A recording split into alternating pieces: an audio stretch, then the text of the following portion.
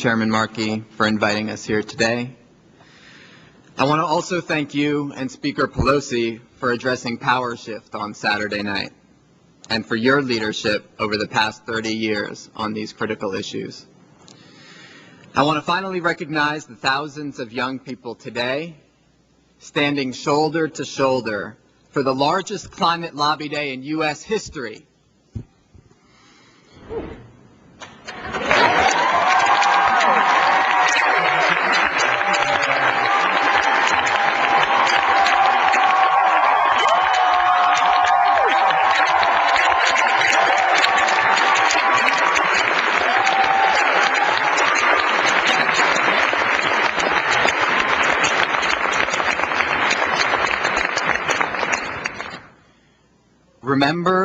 Remember the 5th of November.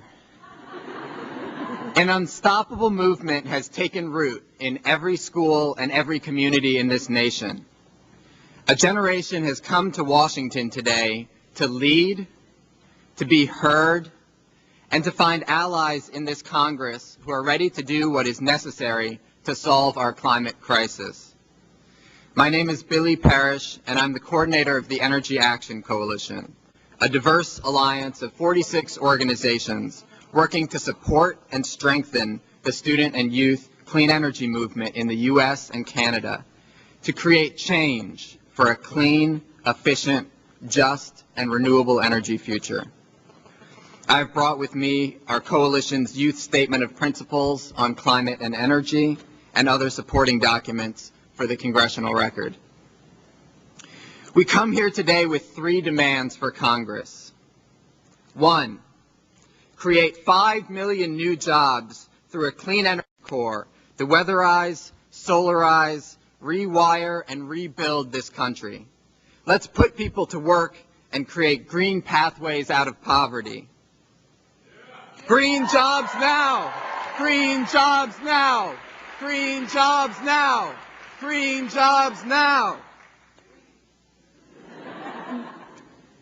2, cut carbon at least 80% by 2050, 30% by 2020, and auction 100% of the pollution allowances from day one. Science tells us we can aim for nothing less.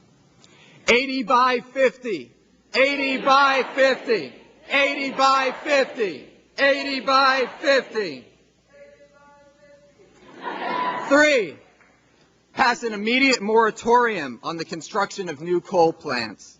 We should use all federal subsidies from fossil fuels and nuclear to wind and solar, and create a just transition for workers from the old economy into the new green economy.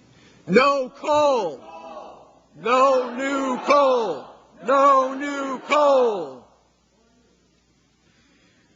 We will be heard because at 50 million strong, the millennial generation outnumbers even the baby boomers by 3 million and represents the single largest demographic age group in this country. Polling data, recent voter turnout, and the swelling ranks of increasing coordination of the youth climate movement all demonstrate that this young generation is engaged and ready to carry out a historic power shift. Youth turnout in the past 2 elections hit the highest level in at least 20 years and is only on the rise. We are not alone. Youth are assembling coalitions that are bringing together a diverse and powerful set of allies, including unions, businesses, people of faith, farmers, civil rights groups, and many more. And we are not just here in D.C. We are in every congressional district in America, and we are organizing.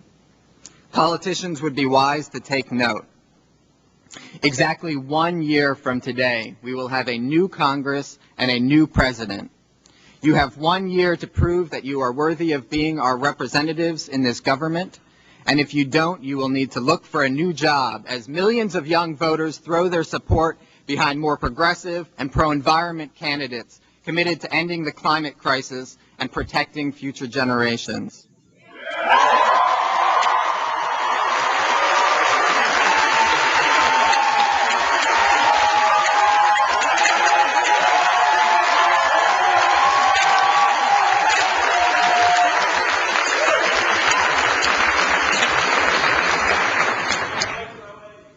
We will be heard because we are the ones that we have been waiting for. As the Bush administration and our federal government has done almost nothing for the last 7 years, young people have organized and made change. Through the Campus Climate Challenge, tens of thousands of young people have engaged in the hard work of making their schools models of sustainability for the rest of society. In just the last year, 426 colleges have committed to becoming climate neutral, and more sign on every day. We are building partnerships with community groups to block the construction of new coal-fired power plants and launch a green wave of urban and rural renewal.